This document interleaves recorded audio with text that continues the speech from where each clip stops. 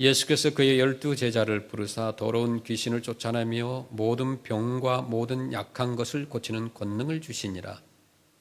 12사도의 이름은 이러하니 베드로라는 시몬을 비롯하여 그의 형제 안드레와 세베대의 아들 야고보와 그의 형제 요한, 빌립과 바돌로메, 도마와 세리, 마테, 알페오의 아들 야고보와 다데오, 가나안인 세몬 및 가룟 유다 곧 예수를 반자라. 예수께서 이 12를 내보내시며 명하여 이르시되 이방인의 길로도 가지 말고 사마리아인의 고을에도 들어가지 말고 오히려 이스라엘 집에 잃어버린 양에게로 가라 하면서 전파하여 말하되 천국이 가까이 왔다 하고 병든 자를 고치며 죽은 자를 살리며 나병 환자를 깨끗하게 하며 귀신을 쫓아내되 너희가 거저 받았으니 거저 주라.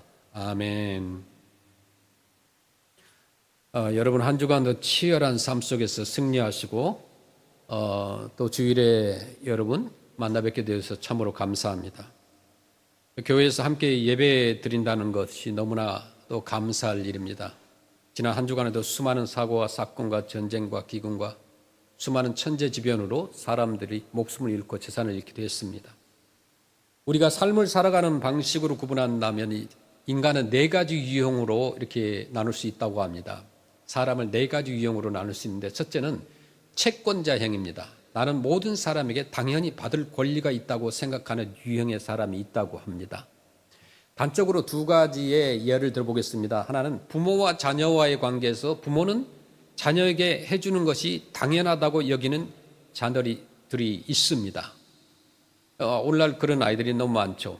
낳았으니까 뭐 당연히 부모가 먹이는 것 당연하고 공부시키는 것 당연하고 또 차를 사주는 것 당연하고 유산을 물려주는 것 당연하다는 태도를 갖고 있는 그런 자녀들이 있습니다. 그래서 요즘에는 자녀들이 부모에게 컴플레인을 합니다. 왜 A라는 B라는 친구들처럼 나에게 그렇게 못하느냐, 좋은 차도 안 사주고 좋은 재산도 많은 재산도 물려주지 않느냐, 그러면 그렇게 고생시키려면 왜 나를 낳았느냐, 그렇게 따지는 자녀들도 드물게 있다는 것입니다. 직장 생활하는 것도 그렇습니다. 나의 수고에 대해 당연히 보수가 따라야 한다는 인식을 가지고 있습니다. 그러한 마음가짐으로 고마울 것도 기쁠 것은 도무지 없죠. 저 사람이 그 직장을 오픈해서 나에게 잡을 줬다는 것은 사람들이 생각 안 해요. 왜 나의 보스는 나에게 시급을 적게 주느냐, 뭐 이렇게만 따지는 사람들이 있습니다. 수고에 비하여 자신들이 보수를 적게 받고 있다고 늘 생각하고 불편한 마음을 가지고 있어요. 모든 사람이 똑같아요. 이와 같이 모든 관계에서 항상 자신을 채권자로 여기며 살아가는 사람이 있다는 거예요. 두 번째는 독립형의 인간이 있습니다. 고립주의자입니다. 내가 누구로부터 받을 것도 내가 누구에게 줄 것도 없다. 너는 너요, 나는 나요. 누구의 간섭이나 도움도 배제하는 대신에 다른 사람의 심경이나 입장을 조금도 고려하지 않는 사람입니다. 나 하고 싶은 대로 하는데 왜 남의 비판을 받느냐는 식으로 매사를 살아가는 사람이에요. 도움을 받을 것도 줄 것도 없다고 생각합니다. 교만하고 자신만만하고 이기적이고 반사회적인 사람이죠. 우리가 살아가는 이 땅 사회야 어찌되든 남이야 어찌되든 조금도 개의치 않게 자기 마음대로 사는 아주 고집스러운 사람을 독립형 사람이라고 그러고요. 세 번째, 윤리형 인간이 있습니다. 이런 사람은 도덕을 굉장히 중요하게 여겨요. 최선을 다하면서 살면서 많은 사람을 이롭게 한다는 도덕적 의무감을 가지고 있습니다. 그러나 이 의무감이 마침내 자만심을 불러일으킵니다. 교만을 낳는다는 거죠. 내가 도와야 할 많은 사람이 있으며 나는 항상 돕는 자로서 그들 위해 군림을 합니다.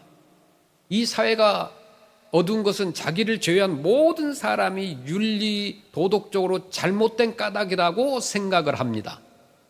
항상 남을 판단하고 비판하며 살아가는 사람이 윤리형 사람이에요. 네 번째로 모든 사람에 대한 채무자로서의 삶을 사는 사람입니다. 빚진 자의 삶을 사는 사람. 나는 모든 사람으로부터 빚을 지고 있다. 부모나 형제나 이웃이나 스승에게 또 하나님께 많은 빚을 지고 있다라고 생각하는 사람이에요. 내 것은 모두 다 남으로부터 받은 것이다 라고 생각하는 사람이에요. 따라서 내가 가지고 있는 것은 내가 스스로 만든 것이 아니고 내 것은 하나도 없다. 모두 남으로부터 돌려주어야 할 것들이다.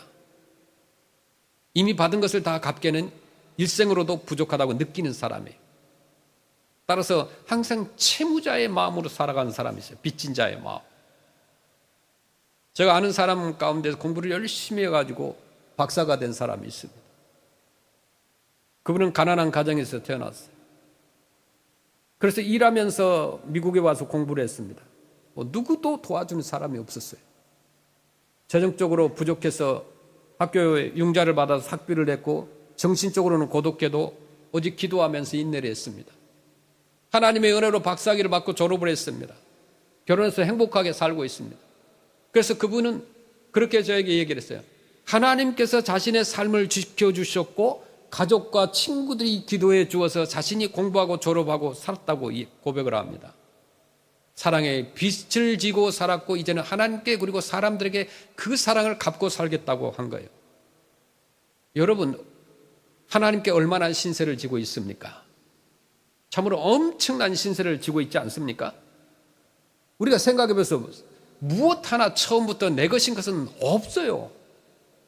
태어날 때 여러분 가지고 온 게 있어요? 없어요. 빈손으로 왔어요. 여러분이 소유하고 누리고 있는 모든 것이 다 하나님께로부터 받은 거예요. 그러기에 우리가 신앙생활하면서 11조를 하고 감사헌금을 하고 봉사를 하는 거예요. 구원받은 사람은 감사하고 감격해서 스스로 반드시 하나님께 11조를 하더라 이거예요. 재정적으로 힘들면 아주 작은 돈이어도 꼭 여러분 11조를 하시길 바랍니다. 감사헌금은 못해도 꼭 11조를 하시길 바랍니다. 저는요, 이 수입이 없어도 11조 하고 수입이 있어도 11조를 합니다. 이상하죠? 수입이 없는데 어떻게 11조를 하느냐 이거예요. 생활하기에 돈이 너무 부족하지만 수입이 있을 때 다음 달 11조를 위해서 조금씩 저축해 놓습니다. 죽어도 11조는 한다는 마음으로 삽니다. 그리고 돈이 하나도 없을 때는 11조를 할 수 있게 해달라고 하나님께 기도하면서, 그렇게 기도할 때 하나님께서 저희 가족의 진심과 중심을 보시고 누군가를 통해서 11조 할 만큼의 돈을 주십니다. 여러분 오해하지 마세요. 11조 내라고 압박한다는, 그렇게 생각하지 않아요. 저는 수없이 지금까지 목회를 하면서 경험을 했어요. 하나님께 드렸더니 하나님은 거저 그것을 모른 채 하지 않으시더라 이거예요. 여러분의 삶을 위해서 강조하는 거예요. 성경이 말하는 거예요. 이것을 믿지 않는 사람은 여러분 엄청난 11조를 한들 그것은 그 마음의 중심을 보신 하나님께서 기뻐하시지 않는다는 거예요. 우리가 11조를 하면 생활비가 부족해서 우리의 삶이 힘들어지게 하는 그런 하나님이 아니라는 거예요. 우리가 생각해야 될 것은 뭐냐? 나는 어떤 사람이 유형의 사람인가 하는 문제예요. 어느 쪽이 합리적이냐, 어느 쪽이 이성적이냐 하는 것은 우리의 관심사가 아니에요. 나는 어느 쪽에 속해 있느냐가 중요합니다. 우리 크리스찬들이 선행을 베푸는 동기도 위와 같은 비슷한 4가지 형태로 나누는데, 우리 크리스찬들이 선행을 하는데, 첫째는 저주받을 것이, 벌을 받을 것이 두려워서 선을 행하는 사람이 있어요. 저주의식의 생각이 깊숙이 자리 잡고 있어서 마지못해서 선을 행하게 됩니다. 심판이 두려워서 선을 행하는 사람이 있어요. 두 번째 경우는 보상을 바라고 선을 행하는 사람이 있습니다. 무언가를 바라는 마음, 축복을 받으려 하는 마음이 앞서는 사람이에요. 물론 성경은 분명히 선행에 대해서 보상을 언급하고 있어요. 시편 37편 25절에 의인의 자식이 결식함을 보지 못하였다 이렇게 말씀합니다. 분명히 성경은 축복을 말씀하고 있어요. 우리의 구제에 대하여 하나님은 자손에게 복으로 갚아주시는 거예요. 그 성경이 100% 말씀하고 있고 그대로 믿고 있습니다.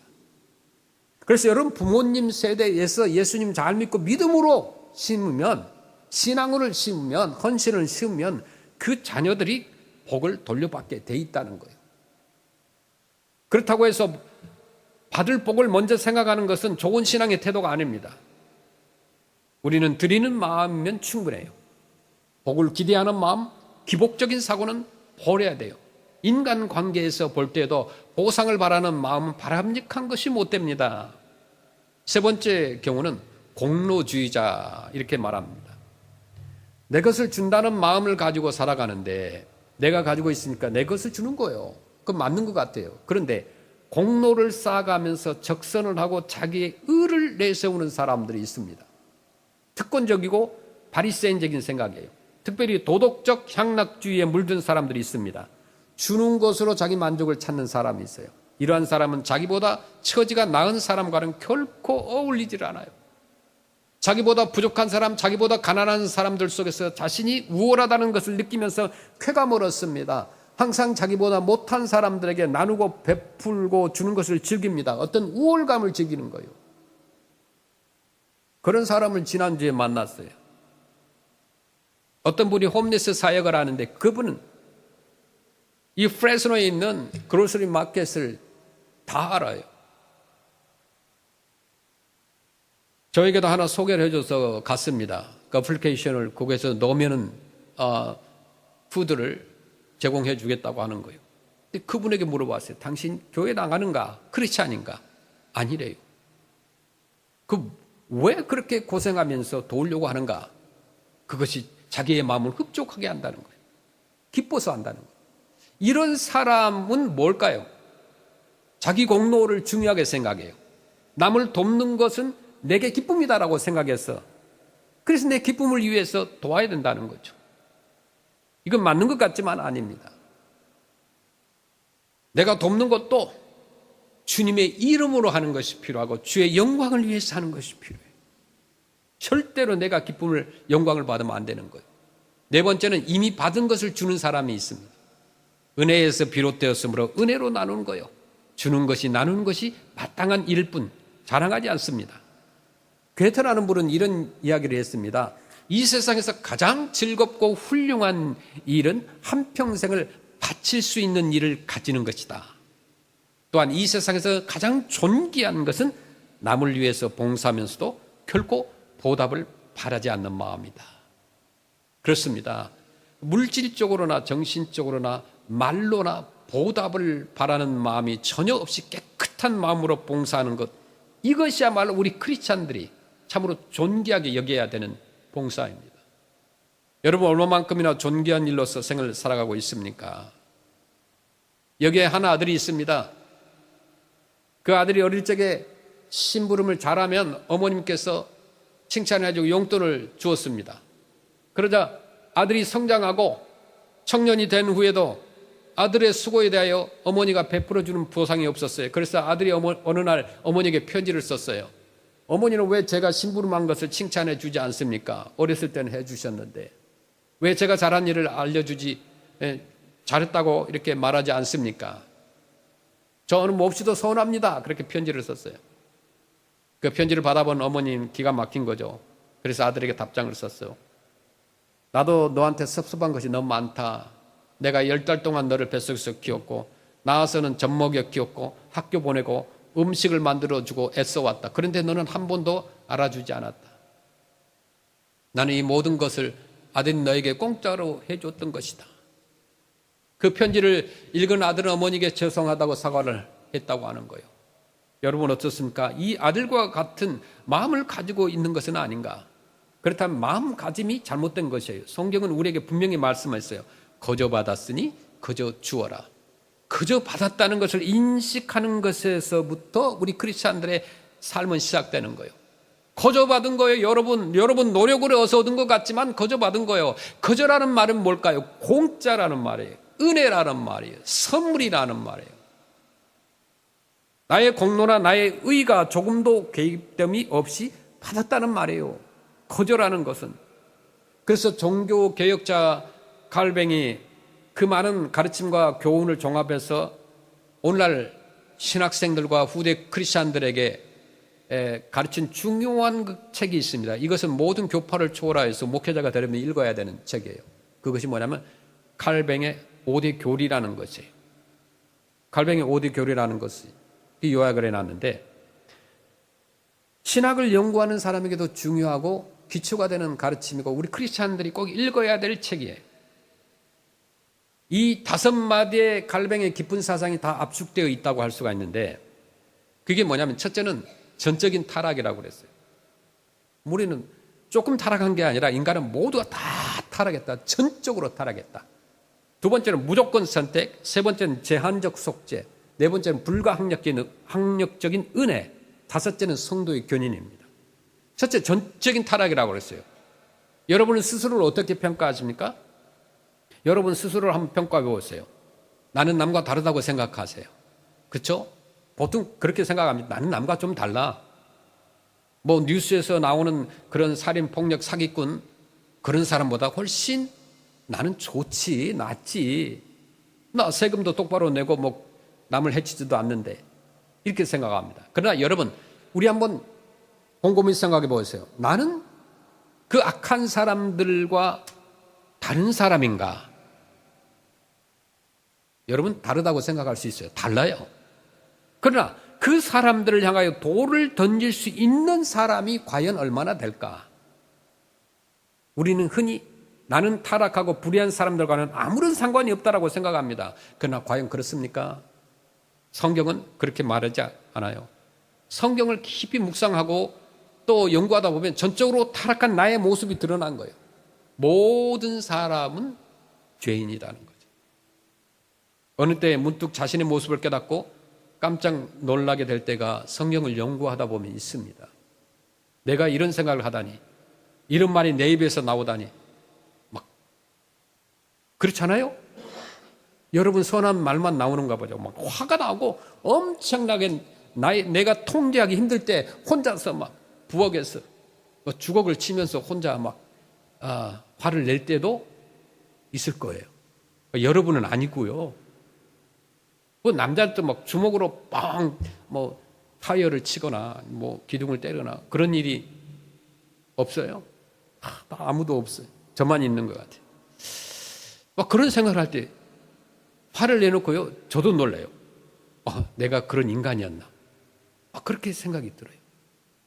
또 어떤 사람은 선한 사람인데 너무너무 착해요. 그야말로 모든 법을 다 지키는 사람이에요. 그래 같이 차를 타고 가는데 그분이 어느 순간에 차를 갑자기 딱 세우는 거예요. 그냥 띡 하고 브레이크를 잡는 거예요. 그랬더니 뉘창을 열고 옆에 지나가는 운전자를 향해서 막 욕을 하는 거예요. 깜짝 놀랐어요. 평소에 봤던 그분은 너무 얌전하고 너무 성실하고 법 없이도 살 수 있는 사람인데 어느 순간 그게 감정이 쌓여서 물론 상대차가 너무 잘못했죠. 그래 문을 열고 자기도 모르게 욕을 한 걸 들었어요. 그런데 저보다도 그 사람이 더 놀랐어요. 어떻게 자기가 그런 욕이 나오지? 어떻게 영어로 그런 욕이 나오지? 그런 표정이에요. 죄송합니다.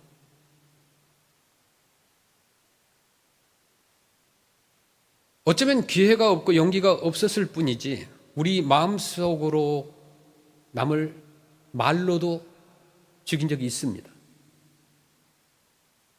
우리가 마음을 다 드러내지 않아서 그렇지 남을 비방하고 저주하고 욕을 하고 막 그런 것들이 있었을 거예요.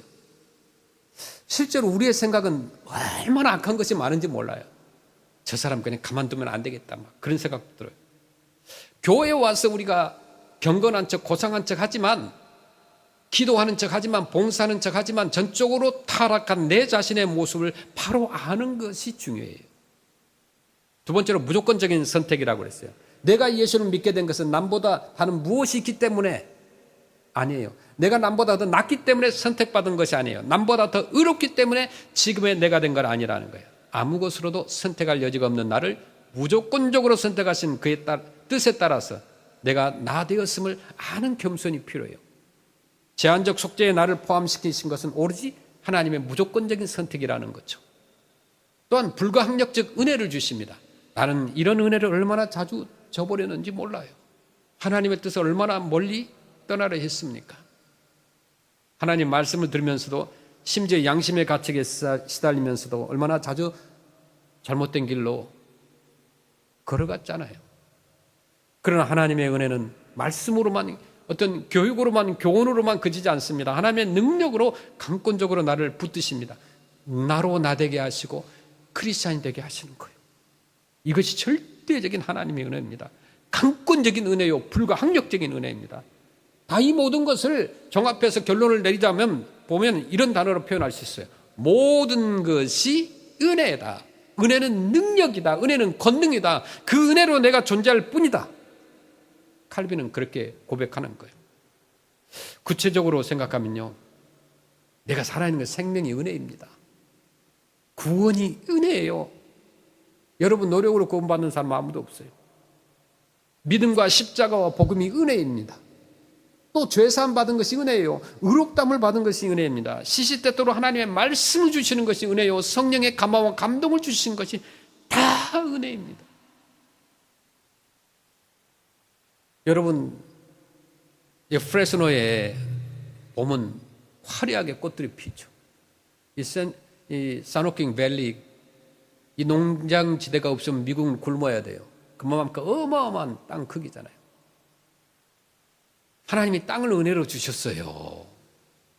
여러분 집 가지고 있으신 분들, 여러분이 돈을 주고 집을 샀고 땅을 샀어요. 여러분 것이라고 생각해요. 그러나 그 땅을 처음 누가 만들어 주셨을까요? 여러분이 공부를 잘해서 좋은 직장을 갖고 비즈니스를 하신다는 거, 건강과 지혜가 누구로부터 왔느냐 이거요. 하나님의 은혜입니다. 또 공부를 하는 거 그래요. 내가 지혜를 은혜로 받았어요. 훌륭한 스승을 만난 것이 은혜고, 좋은 부모를 만난 것, 좋은 환경에서 자라는 것이 은혜라는 거예요. 우리의 삶 속에서 은혜가 아닌 것이 없습니다. 모든 것이 은혜입니다. 예수님께서 12제자를 부르셨습니다. 이 사람들은 인간적으로 볼 때 변변치 않은 사람들입니다. 갈릴리 호수에서 학교를 다니지도 못했고 고기를 잡던 그런 사람들이었습니다. 그런 그들을 하나님께서 무조건적으로 선택하셔서 예수님의 사도가 되게 한 거예요. 제자가 되게 한 겁니다. 그리고 제자들에게 병 고치는 능력을 주십니다. 귀신을 내쫓는 권세를 주십니다. 말씀의 지혜를 주십니다. 말씀을 전파할 사역지를 주십니다. 기회를 주십니다. 용기를 주십니다. 성령의 역사를 주십니다. 그리고 그렇게 말씀하시는 거예요. 거저 받았으니 거저 주어라. 무조건적으로 받았으니 무조건 주어라. 불가항력적으로 받았으니 불가항력적으로 주어라. 이 얼마나 합당한 말씀입니까? 당연한 말씀이 아니겠어요? 거저 받았으니 거저 주고, 용서받았으니 용서하고, 사랑받았으니 사랑하고, 예수님이 나를 위하여 죽었으니 내가 예수님을 위하여 죽는 것은 당연한 일 아니겠습니까? 이것을 이성적으로 받아들여서 잘못 판단하는 사람들이 있다 이거예요. 나는 나고 예수님은 예수님이다. 신앙은 신앙이고 나는 나다. 하나님께서 물질 주셔서 부자 되게 했더니, 하나님께서 지혜 주셔서 여러분 박사 되게 했더니 자기 스스로 똑똑해서 그렇게 된 줄 알고 가난한 사람들을 아주 무식한 사람들을 무시하는 사람들이 있어요. 교회는 그러면 안 되는 거죠. 제가 그런 경험을 많이 했습니다. 미국은 세계에서 가장 인권이 보장되어 있는 나라 중에 하나입니다. 그럼에도 불구하고 자기와 얼굴 색깔이 다른 사람들을 비난하고 또 그 사람들을 차별하는 그런 일이 있더라 이거요. 우리 한국에 더 많아요. 보면은 지금은 많은 외국인이 와 있지만 예전에는요, 외국 사람들 보면 한국 사람들을 지독하게 차별을 했어요. 그렇게 차별했던 사람 미국에 와서 이민 와서 차별을 받아보니까 그때서야 자기를 깨닫게 되는 거예요. 교회는 절대로 그래서는 안 돼요. 소외된 자들이 옵니다. 냄새 나는 사람도 오는 거예요. 그런 사람들에게 손을 내밀고 그런 사람들을 사랑하라고 주님께서 교회를 주신 거예요. 오늘날 신앙생활을 오래 했던 사람들, 조금 잘 살고 잘 배웠던 사람들 교만이 하늘을 찌릅니다. 무조건적으로 하나님으로부터 사랑을 받은 내가 사람들에게 사랑을 주는데 무슨 조건이 그렇게도 필요하겠습니까? 하나님의 것을 하나님께로 다시 드리는데 무엇이 그리 대단합니까? 그저 받은 것을 그저 주는데 무슨 보상을 바랄 수 있겠느냐 이거예요. 선한 일에 대해서 하나님께서 복을 주시는 것 또한 하나님의 은혜입니다. 하나님의 은혜. 이 은혜를 바라는 것은 정말 우리에게 부끄러운 일이에요. 복받기 위해서 선행을 베푼다면 근본적으로 문제가 달라지는 거예요. 하나님께로부터 보상을 기대하는 마음, 사람한테서 답례 인사를 바라는 마음, 이 모든 보상의 마음을 싹 버리시길 바랍니다. 비워야 돼요. 우리가 선한 일을 하면서 답례나 보상은 바라지 않는 것이 좋아요. 적어도 보상을 바라진 않아도 이해해 주길 바라는 마음은 인간의 마음이에요. 그렇잖아요. 누가 알아주면 좋죠. 이해라도 해주면 좋죠. 근데 이해도 못해요. 사소한 것 같지만 실상은 매우 값비싼 것을 바라는 것입니다. 명예를 구하는 것이에요. 나를 알아달라고 하는 것은.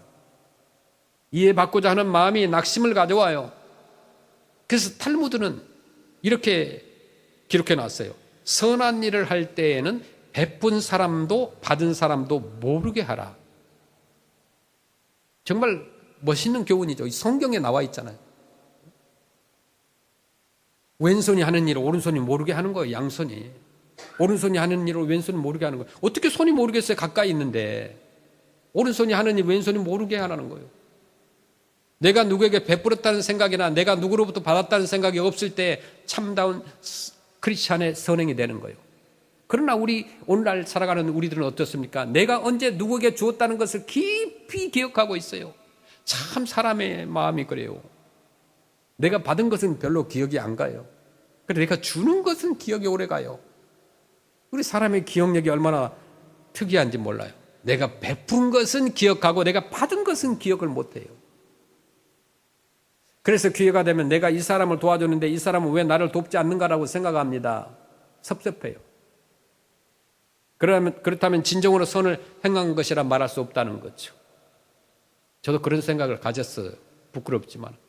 초창기에 미국 와서 많은 사람들 도와줬습니다. 유학생들 도와줬고 아파트 코사인하는 것도 해주고 그다음에 떼먹고 도망가는 학생도 있고 차를 사는데도 사인도 해주고 뭐 자전거도 줘보고 뭐 별거 다 줘봤어요.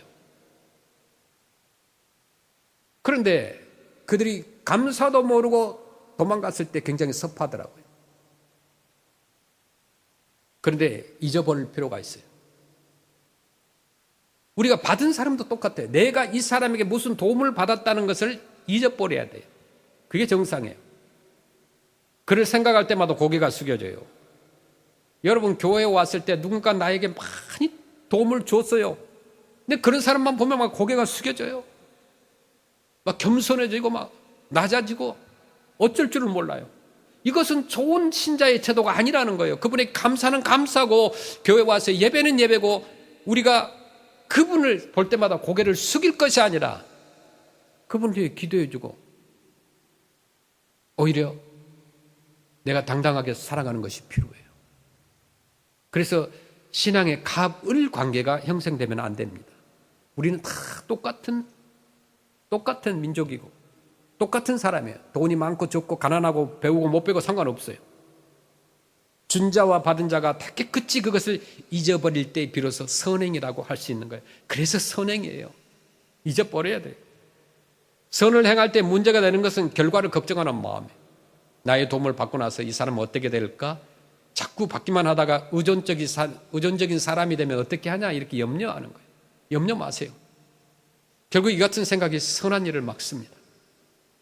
참다운 선행은요, 순수한 마음으로부터 우러나오는 선을 행하는 거죠. 선을 행하면서 마지막으로 생각해야 될 것은 뭐냐면 우월감이 없어야 한다는 거죠. 나는 베푸는 자다, 내가 주었다, 나는 도덕적으로 더 큰 자다 하는 마음을 가진다면 그 선행은 의미를 상실합니다. 사도행전 20장 35절에 보겠습니다. 범사에 여러분에게 오본을 보여준 바와 같이 수고하여 약한 사람들을 돕고 또 주 예수께서 친히 말씀하신 바 주는 것이 받는 것보다 복이 있다 하심을 기억하여야 할지니라. 아멘. 주는 자가 되었다는 것, 주는 입장에서 선 것, 줄 기회를 얻은 것, 이것이 축복입니다. 1703년에 태어나서 1791년에 죽은 영국과 미국의 감리교 창시자였던 존 웨슬리는 많은 사람들에게 기억되고 있습니다. 감리교를 창시해서 기억하는 것이 아니라 그분의 선함을 기억하고 있죠.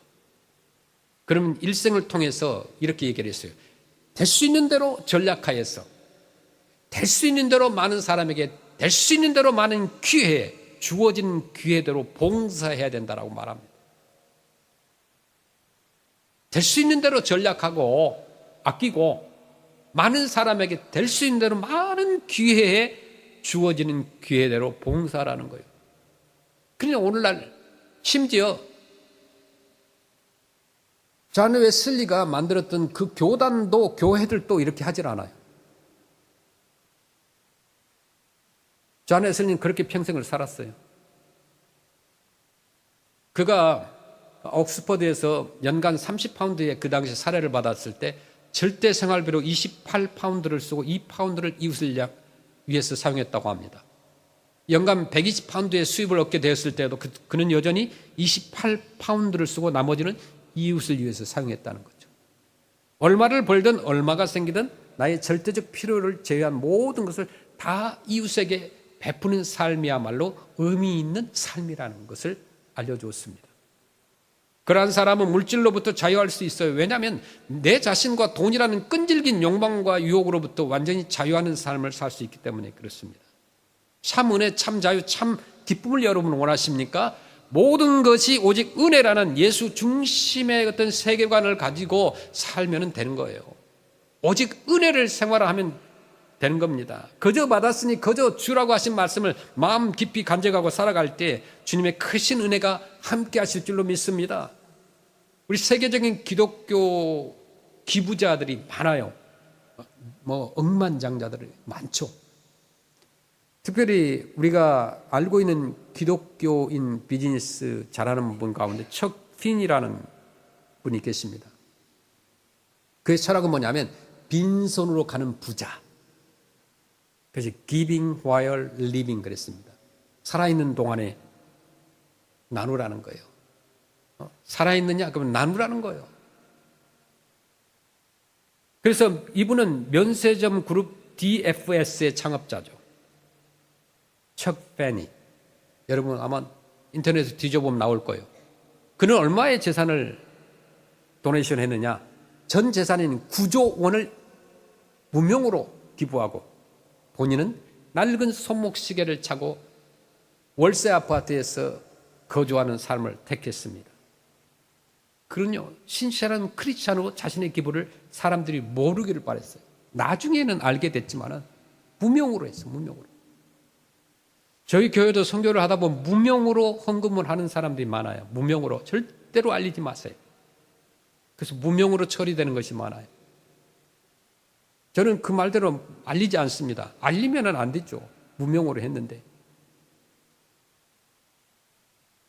그 다음에 우리가 잘 아는 칙필에이라는 걸 잘 아시죠? 그 트루엣 캐티죠. 우리가 주변에도 많이 있는데 우리 프레스노에도 치킨 체인점 칙필에이 설립자죠. 그분의 철학이 뭐냐면 하나님의 영광을 위하여 사업을 한다는 원칙을 가졌습니다. 멋지죠? 비즈니스를 해도 그런 거예요. 하나님의 영광을 위해 사업을 한다. 그 칙필에이 여러분 가보시면 컵이나 이렇게 그 포장지에 보면 밑에 God bless you 이런 게 써져 있습니다. 요한복음 3장 16절도 써 있고요. 물론 인앤아웃도 똑같아요. 그래서 주일 성수를 위해서 주일에는 영업을 중단하고 수천 명의 장학생을 후원하고 특별히 아동복지시설인 윈쉐이프를 설립해서 소외된 아이들을 지금도 돌보고 있고 1년에 수억 불을 도네이션하고 있습니다. 우리 한국 사람 가운데 미국에서 성공한 사람이 있습니다. 많이 있는데 특별히 이분을 기억하는 사람들이 많아요. 하형록 회장이라고요. 팀 하라는 분이 계십니다. 이게 미국 건축 설계의 세계 1위죠. 미국의 1위는 세계 1위였죠. 팀 하스 회장입니다. 잠언 3장 9절의 말씀을 경영철학으로 삼았던 분이에요. 3번의 심장 이식 수술을 거치면서 끝내 하나님 품에 안겼던 분인데 그 자기가 아프면서 생명의 소중함을 깨달은 하 회장님은 우리는 어려운 사람들을 돕기 위해 존재한다. 그런 이념 아래서 수익의 많은 부분을 이웃과 나누며 성경적인 경영을 실천했던 분입니다. 제가 쭉 조사를 했어요. 탑 10 크리스찬 비즈니스 하신 분들. 세계 기부왕 탑 10, 20. 너무 많아요. 많은 분들이 많은 분야에서 이웃을 위해서 기부하고 섬기고 있어요. 지금도 이게 우리 미국의 좋은 점이에요. 우리는 매주 금요일 날 푸드 디스트리뷰션을 통해서 이웃을 섬기고 있습니다. 250명 정도를 섬긴다는 건 쉽지 않아요. 어떤 분이 페이스북을 보면서 어떻게 그렇게 많은 물건을 어떻게 매주마다 어떻게 그렇게 가져다가 나눌 수 있느냐, 그렇게 글을 남겼습니다. 저희 대답은 모든 것이 하나님의 은혜입니다. 하나님이 하셨습니다. 또 매주 토요일 아울리치를 통하여서 아이들, 또 학생들, 어른들을 픽업하고 예수님의 사랑을 직접 전합니다. 우리가 단순히 물건을 전달하는 것이 아니라 주님의 말씀과 사랑을 함께 나누고 있어요. 이게 중요해요. 내가 가진 것이 비록 작을지라도 그것을 쪼개어 기쁘게 나누는 것이 진정한 우리 기독교의 정신이라는 거예요. 크리스찬들의 정신이 나누는 것입니다, 여러분. 쥐어짜고 내가 가지고 있는 것이 아니에요. 미국이 나누어졌기 때문에 복을 받는 거예요. 지금도 1년에 한 나라의 예산 그만큼 더 많이 나눠주고 있습니다. 세계 각 나라에 제일 많이 미국이 나눠주고 있어요. 우리 한국에 특별히 한국 사람들 은혜를 잊지 말아야 돼요. 2개월의 폐허가 된 나라에 미국은 수많은 원조를 보내가지고 학교를 짓고 장학생을 선발해서 미국으로 와서 공부하게 하고 그들이 한국으로 돌아가서 한국을 일으킨 거예요. 그게 기독교 정신이에요. 교회가 존재해야 될 가장 큰 이유는 뭐냐? 그것은 바로 나누는 거라는 거예요. 나누는 것. 이것을 실천해야 돼요. 그런데 오늘날 많은 교회들이 나누지 않으려고 합니다. 세이빙 하려고 합니다. 가지고 있으면 다 썩어요. 나눔 없이 오직 소유하는 데만 집중한다면 그것은 하나님의 말씀과 반대되는 삶이에요. 교회가 아니에요. 크리스찬이 아니에요. 미국이 지금까지 이렇게 건재하고 축복을 누린 것은 나누었기 때문에 지금도 나누고 있어요. 수없이 나누고 있어요.